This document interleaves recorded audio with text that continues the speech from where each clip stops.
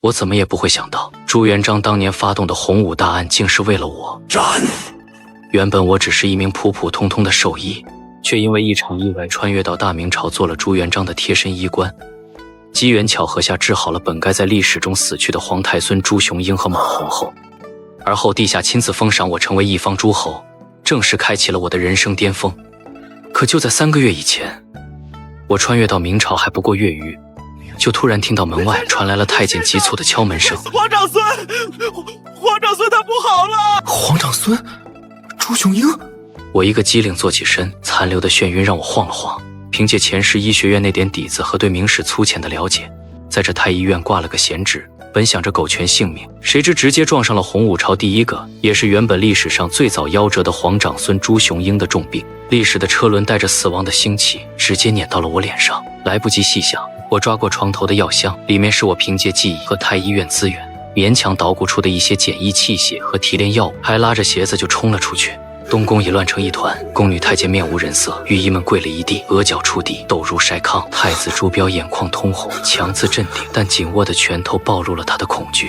朱元璋只是盯着床榻上那个小小的被高热折磨得不断抽搐的身影。咱的孙儿怎么样了？声音不高，却像闷雷滚过电雨。为首的御医抖着声音回禀：陛下，长孙殿下，天花恶疾，来势汹汹，臣等已尽力。雄英若有事，你们还有你们的家小，就都去陪他。刹那间，殿内死寂，只剩下朱雄英痛苦的呻吟和人们粗重的呼吸。我的心脏狂跳，几乎要撞碎胸骨。我知道这不是威胁，这是即将发生的事实。历史上，朱雄英早夭，随后便是马皇后去世，再然后是朱标的离世。这一连串的打击将彻底塑造一个晚年暴虐猜忌、举起屠刀杀得朝堂血流成河的洪武大帝。现在我就在这里，我有机会改变，是顺应历史，明哲保身，还是……我深吸一口气，压下喉咙口的腥甜感，迈步上前，声音因为紧张而有些沙哑。让臣一试。朱元璋的目光像2把冰冷的刀子。你，父皇，李一贯平日虽不言语，御医里却有独到见解，曾与儿臣论及一些疑难杂症。朱元璋没说话，只是死死盯着我。我垂下眼，臣愿立军令状，若不能缓解长孙殿下症状，甘愿同罪。沉默，令人窒息的沉默，每一秒都像一个世纪那么长。终于，朱元璋从牙缝里挤出一个字：准。我不再犹豫，快步走到窗前。朱雄英的情况比我想象的更糟，高热密集的痘疹已经开始灌浆。我打开药箱，取出高度蒸馏提纯的酒精度物进行消毒，用自制的棉签清理创口，又拿出我反复试验确认有效且毒性较低的抗病毒草药浓缩剂，小心翼翼地喂服，同时辅以物理降温。我的动作迅速精准，带着一种与周围格格不入的冷静。天快亮时，朱雄英的体温终于开始下降，抽搐停止了，呼吸也变得平稳悠长了一些。我几乎是脱力的后退一步，哑声道：陛下，殿下，暂时无虞了，后续需精心护理，防止并发症。他连说3个好字，重重拍了拍我的肩膀，好，力道大得让我一个趔趄。李恒，咱记下了。朱雄英转危为安，李恒这个名字一夜之间响彻宫禁。我被提拔为太医院院判，赏赐如流水般送入我的住所。朱元璋甚至亲自过问了我的饮食起居。李恒的饮食起居务必按最高规格安排，不可有一丝懈怠。这等一术乃是大明之幸，奴才谨记。表面的荣宠达到了顶峰，但我没有丝毫喜悦。我救下了朱雄英，改变了历史的一个节点，随之而来的是无数暗处的目光。太医院里那些资历深厚的御医们，表面恭维，背后却议论纷纷，质疑我用了什么妖法。朝堂上开始有零星的奏书，说我来历不明，医术诡奇，劝谏皇帝不可过于宠信。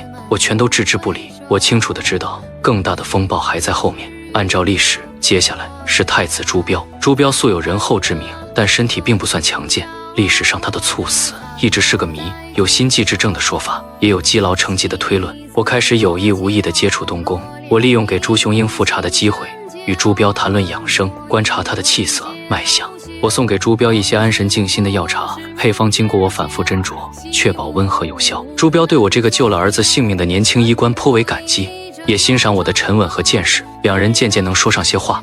然而该来的还是来了。洪武25年春，一场突如其来的倒春寒后，朱标病倒了。起初只是风寒，但很快转为剧烈的心悸、胸痛、呼吸困难。太医院束手无策，朱元璋再次震怒。这一次，他直接点名我：“彪儿，咱就把他交给你了，你一定要救活他。”皇帝的眼中是毫不掩饰的依赖和恐惧。我仔细检查了朱标用过的所有物品、饮食、汤药、熏香。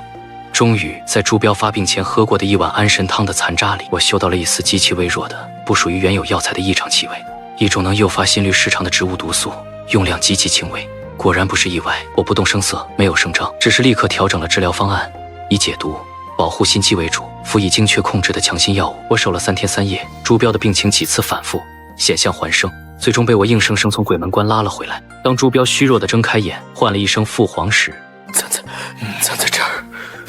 站在一旁的朱元璋，这个杀伐一生的帝王，竟当着众人的面红了眼眶。他紧紧握住我的手：“你又救了咱一次，救了咱的彪。”这一次的赏赐更加丰厚。朱元璋甚至提出要封我为侯，我跪地立辞：“陛下，臣乃医者，分内之事不敢受决。”我的谦逊和识大体更赢得了朱元璋和朱标的好感，但我的心却沉到了谷底。2次了，朱雄鹰的天花可以解释为意外，朱标这次的中毒绝对是人为。是谁？目的是什么？是针对朱标，还是针对我？或者是想一石二鸟，既除掉太子，又嫁祸于我这个风头正盛的神医？我感觉自己陷入了一张无形的大网，每一次救人都像是在这网中挣扎，而织网的人在暗处冷冷地看着。宫里的气氛越来越诡异，马皇后的身体也渐渐不好了，只是年老体衰，旧疾复发。我不敢确定，我变得更加沉默，除了必要的诊疗，几乎足不出户。我开始偷偷记录一些东西，将我发现的蛛丝马迹、我的怀疑，都用只有自己能看懂的符号写下来。我暗中收集太医院的药方记录，留意出入药库的人员。我发现自己住处周围多了一些陌生的面孔，像是监视，又像是保护，分不清是朱元璋的人还是别人的。弹劾我的奏章开始变得密集，内容也从最初的医术诡奇升级到了结交内侍、窥探宫禁，甚至有人隐晦地提及我蛊惑圣心，图谋不轨，矛头越来越尖锐。一次宫宴后，朱元璋单独留下我，状似随意地问道：“近日朝中颇有些对你的非议，你怎么看？”陛下，臣只知治病救人，于朝政一窍不通，是非功过，但凭陛下圣裁。朱元璋盯着我看了许久，才缓缓道：“才知道你是个好的，放心，有咱在，没人能动你。”这话听起来是安抚，我却听出了弦外之音。皇帝什么都知道，他在保我，但也在利用我，观察我。回到冷清的脂肪，我从贴身的衣物里摸出那张我写满了符号的纸，借着昏暗的灯光，我盯着那些线条，仿佛要穿透它们，看到背后的真相。雄鹰的天花太巧了，太子的中毒太隐晦了，还有那些恰到好处出现的弹劾，一个模糊而可怕的念头在我脑中逐渐成型。如果不是简单的党争，不是某个皇子或权臣的野心呢？如果这背后是一股更庞大、更根深蒂固，甚至可能超越了朝堂派系的力量呢？一股不希望看到大明皇权平稳过渡，或者说不希望看到某个特定继承人顺利登基的力量。这个念头简直让我不寒而栗。这位历史上以贤德著称的皇后，她的存在是暴躁的朱元璋唯一有效的缓和剂。如果连她也遭到了毒手，大明将彻底陷入黑暗。我走到窗边，看着外面沉沉的夜色。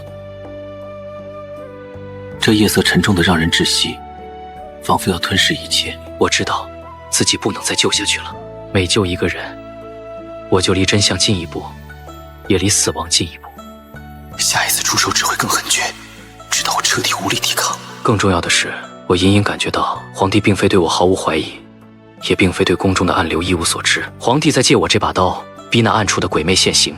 我成了鱼饵，也成了催化剂。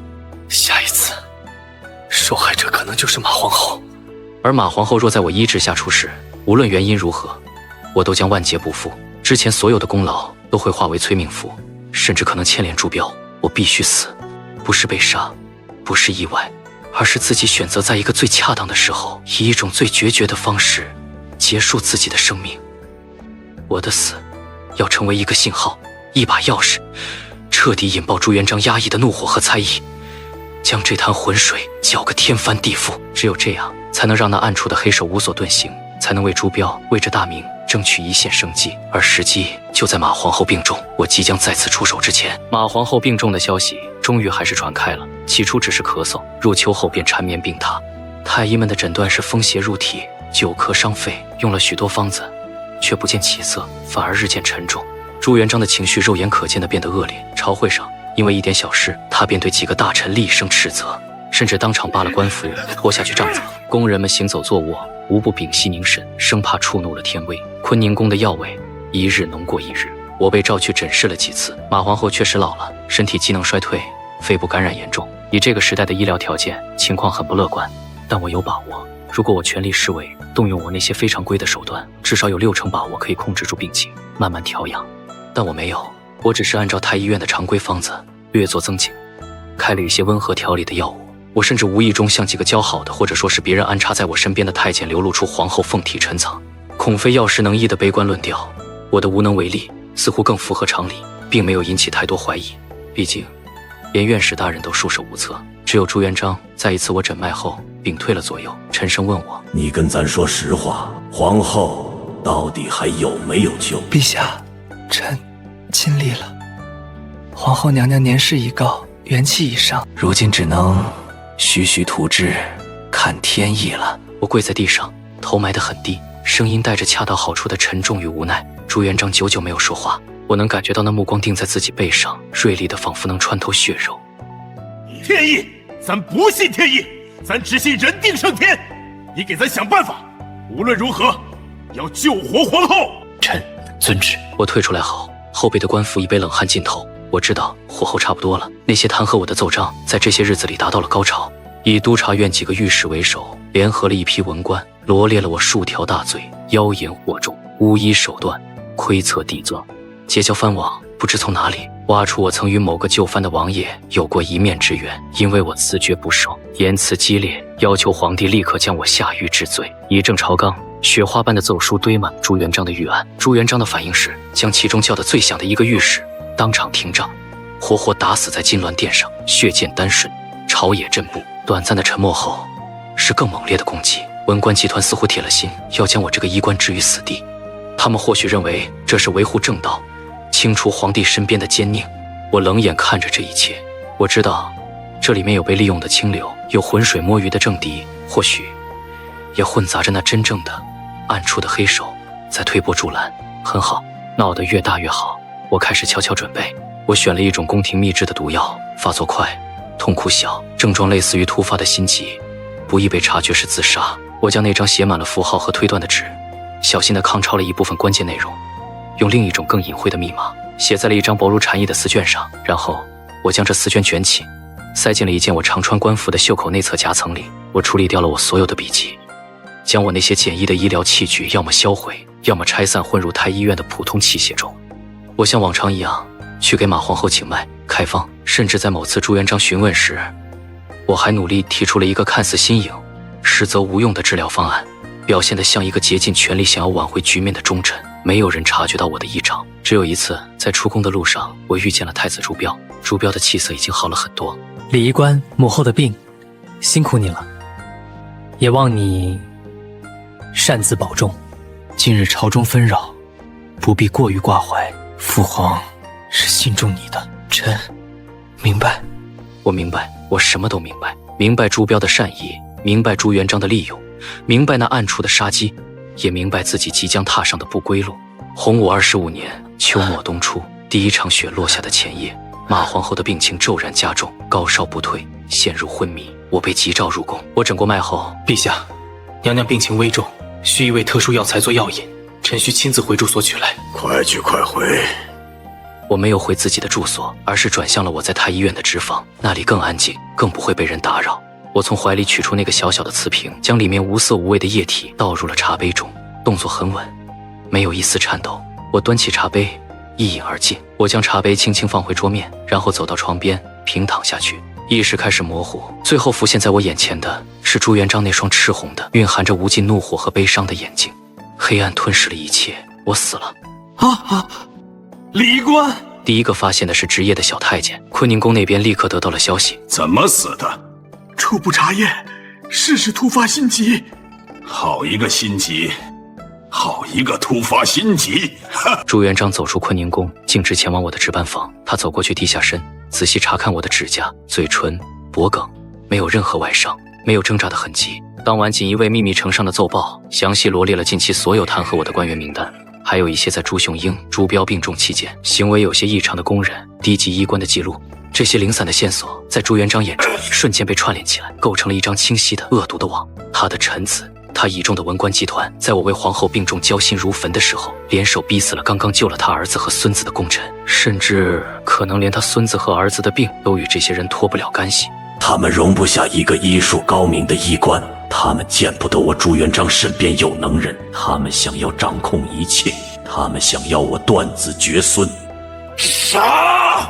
没有审讯，没有核实，没有程序，早就磨刀霍霍的锦衣卫，如同黑色的潮水涌出了诏狱。第一个被抄家的是那个带头弹劾最凶的都御史，紧接着是第二个、第三个，名单在不断延长，刀光闪烁，血溅府门。一开始还只是那些上过弹劾奏章的官员，很快范围扩大了，与他们有姻亲关系的，有门生故旧关系的，甚至只是在公开场合表示过同情他，或者对弹劾行动有过非议的官员，都被卷入其中。菜市口的土地被染成了暗红色，秦淮河上据说时常能看到漂浮的无名尸首，应天府的上空终日笼罩着一股化不开的血腥气。官员们每日上朝都要与家人诀别，不知能否活着回来。朝堂为之一空，各部衙门几乎瘫痪，史称洪武大案。其牵连之广，手段之酷烈，影响之深远，远远超过了之前的胡惟庸案、空印案、郭桓案、蓝玉案。那四大案在后世的史书对比下，竟被戏称为四小案。没有人敢公开议论我的名字成了一个禁忌，但私底下人们都说，这场席卷朝堂的血雨腥风，源头就是那个神秘暴毙的年轻医官。我用自己的死点燃了洪武皇帝心中最后的仁慈和理智。洪武大案的余波，直到3年后才渐渐平息。朝堂换了一茬新人，规矩森严，虚弱寒蝉。朱元璋更加沉默，也更加多疑。马皇后终究还是在我死后的那个冬天逝世了。朱元璋没有再像失去我时那样爆发，只是变得更加阴郁。太子朱标在这3年里似乎也成熟了许多，眉宇间多了些沉郁之色，小心翼翼地处理着政务，安抚着父亲，维系着这个伤痕累累的帝国。这一日，秋风吹过南京城外的乱葬岗，这里荒草丛生，孤坟累累，其中一座不起眼的土坟前立着一块无字的石碑，这是我的坟。当年我被匆匆下葬于此，没有仪式，没有吊唁。一道穿着粗布麻衣、身形略显佝偻的身影出现在了坟前，是朱元璋。他没有带任何随从，独自一人。他在坟前站了许久，只是静静地看着那块无字碑。秋风卷起他花白的头发和衣角。3年了，先生，你在下面可还安好？没有人回答，只有风声呜咽。那些当初蹦他的最欢的，骂你最狠的，有一个算一个，咱都送下去陪你了。他像是在对坟头诉说，又像是在对自己说。咱知道你心里冤咱，冤咱利用你，逼你，最后也没能护住你。他蹲下身，粗糙的手掌抚摸着冰冷的石碑，动作竟带着一丝温柔。可你这孩子性子也太烈了。他叹了口气，何至于此？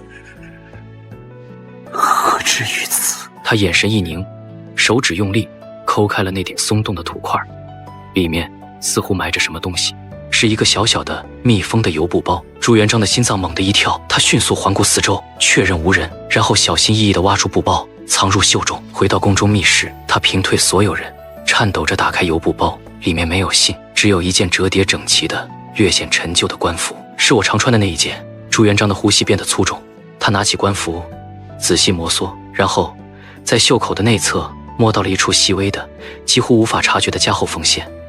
他用匕首小心翼翼地挑开缝线，一张薄如蝉翼的丝绢滑落出来，丝绢上写满了密密麻麻的他完全看不懂的奇异符号，但在丝绢的右下角有一行小字，是用正常的汉字书写，墨迹与符号不同，似乎是后来加上去的。那字迹他认的是我的：陛下，雄鹰天花，太子心悸，皇后风寒，皆非天意，而是人为。线索尽在此图，恕臣只能到此为止。嗡的一声，朱元璋只觉得一股热血直冲头顶，眼前阵阵发黑。他扶着桌子才勉强站稳，他早就怀疑了，他甚至可能已经查到了什么，所以他才会选择那样决绝的方式赴死。他不是被逼死的，他是用自己的死来坐实那些迫害他的官员的罪名，来点燃我的怒火。他是在用他的命给他朱元璋递了一把最锋利的刀，也给他敲响了最震耳的警钟。一口压抑了多年的浴血终于从朱元璋口中喷出，染红了面前的丝绢和官服。他踉跄几步，看着那殷红的血迹，看着丝绢上那行小字，忽然间老泪纵横，哭了不知多久。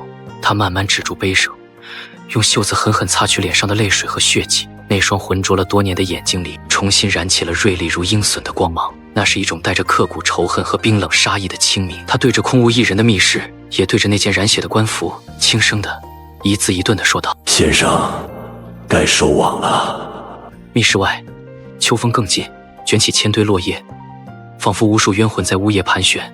而应天府深秋的天空，高远而肃杀。一场新的、更加隐蔽却也更加致命的风暴，正在无声的凝聚。